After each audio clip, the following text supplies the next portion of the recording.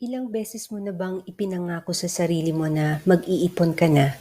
Laging kasama sa New Year's resolution mo na magde-deposit ka buwan-buwan, ngunit pagdating ng Disyembre ay di pa rin nadadagdagan ng savings mo o lagi pa rin nasa minimum deposit para lang hindi magsara. Hindi ka nag-iisa. Sa episode na ito, aalamin natin ang mga paraan kung paano madadagdagan ang savings mo.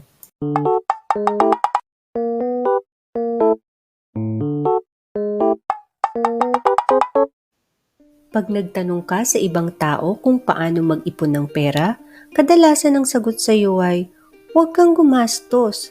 Pero imposible naman yun.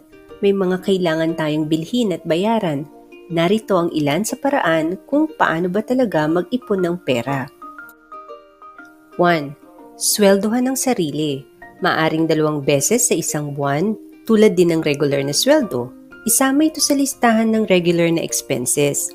Maaari ding may bonus gaya ng birthday o 13th month pay.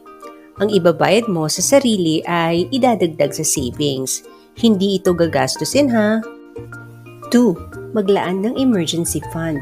Ito ay ang perang gagamitin sakaling bigla kang mawalan ng trabaho o kita. Isama mo ito sa buwan ng budget. Alamin kung magkano ang pwede mong itabi para dito. I-check mo rin kung magkano ang total expenses mo sa isang buwan. Kailangan ay meron kang minimum of 3 months na fund katumbas ng expenses mo. Maaalala natin na noong pandemic, maraming nakaranas na mawalan ng trabaho o pagkakakitaan. Kaya mahalaga na may maitabi kang pera. 3. Bayaran ng utang at huwag nang dagdagan. Isa ito sa malaking dahilan kung bakit hindi ka nakakaipon. Minsan ay minimum lang ang ibinabayad mo. Mahirap ang ganito lalo na kung may interes ang utang. Nasa dulo ng listahan kasi ang utang kaya wala nang natitira. I-prioritize mo ito. Hanggat may utang ay hindi mo masasabi na may ipon ka. Iwasan din munang manghiram. Lalo na ngayon, napakadaling mag-loan dahil sa dami ng lending companies. Kung maaari ay huwag ding gumamit ng credit card o bumili ng bagay na installment ang pagbayad. 4. Bawasan ng gastusin. Tanggalin muna yung mga mamahaling bagay at mga hindi kailangan. Yung pag nawala hindi naman nakakaapekto sa pamumuhay mo. Halimbawa, video streaming services. Minsan ay 3 pa ang ginagamit mo. Pumili lang ng isa. Gadgets. Kailangan mo pa ba talaga ng 3 phones? May iPad pa. Ibenta mo na lang yung mga hindi masyadong ginagamit. Hindi rin kailangang mag-upgrade tuwing may lalabas na bago. Huwag mo nang isipin ang sasabihin ng iba kung medyo mas luma yung gamit mo. Phone plans at internet plans. Tingnan mo kung saan ka makakamura. Pagkain sa labas. Paminsan-minsan ay okay lang. Sa dami ng nagsusulputang bagong fast foods, restaurants, cafes, at dahil sa influence ng social media, nagiging out of control na. Gusto nating subukan lahat o minsan para lang makakuha ng Instagrammable shots. Bumili ng mura pero masustansyang pagkain. Samantalahin ng discounts. Huwag mahiyang kumuha ng freebies.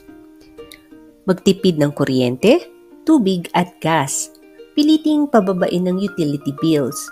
Yung mga common tips ay totoong effective tulad ng pag-unplug ng mga appliances na hindi ginagamit o huwag magplansya ng paisa-isa, iset ang timer ng aircon, gumamit ng planggana sa paghugas ng pinggan, o gumamit pa rin ng tabo at timba sa pagligo.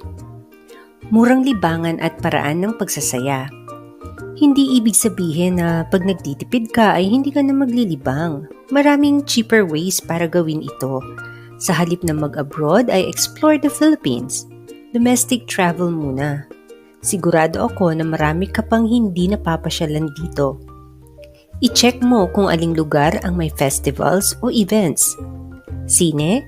May streaming service ka, di ba? Sa bahay na lang, mas komportable pa. Inuman sa labas with friends, sa garahe na lang at mag-video okay o mag-board games.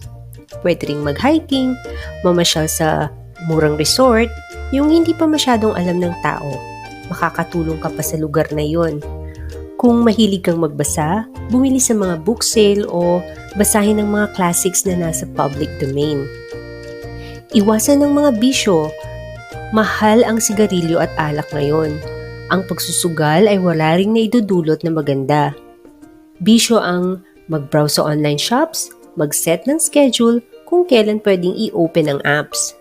Ang dami pala nating unnecessary na gastusin. Oras na para i-uncheck ang mga ito. 5. Maging responsable sa paggastos at sundin ang budget. Iwasan ang impulse buying at last-minute shopping. Ang priority ay yung talagang kailangan lang. Pero kahit necessary ang mga ito tulad ng pagkain, damit, healthcare ay sige na lang sa pagbili ha, kailangan pa rin ng control at smart choices and decisions. Ano ba yun?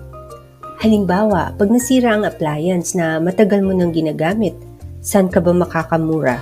Ipa-repair o bumili na lang ng bago? O sa pagpili ng merienda, may mas mura na healthy at nakakabusog. O di kaya naman ay isipin mo kung mas makakamura ka ba sa patingi-tingi o big packs na lang. 6. Mag-set ng goal at timeline sa pag-iipon, yung alam mong kayang gawin.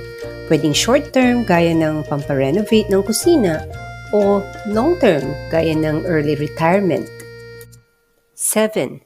Huwag ma-discourage sa pag-iipon. Minsan naiisip mo na imposible dahil sa financial situation mo. Kahit maliit lang yan sa umpisa ay ipon pa rin yan. Ituloy-tuloy mo lang. 8. Umpisahan mo na ngayon. Meron ka ba diyang 20? 100? 500? Itabi mo na. Gumawa na ng special ipon box o envelope. Magbukas na ng savings account. Sa lahat ng bagay, disiplina at determinasyon ang kailangan. Salamat sa pagtutok sa ika-5 episode ng Paano Series. Kung may nais kayong itanong o karagdagang tips, mag-comment lang sa video na ito. Huwag kalimutang i-like, i-share at mag-subscribe para sa iba pang kaalaman at mga updates. Hanggang sa susunod na episode ng Paano Series, maraming salamat!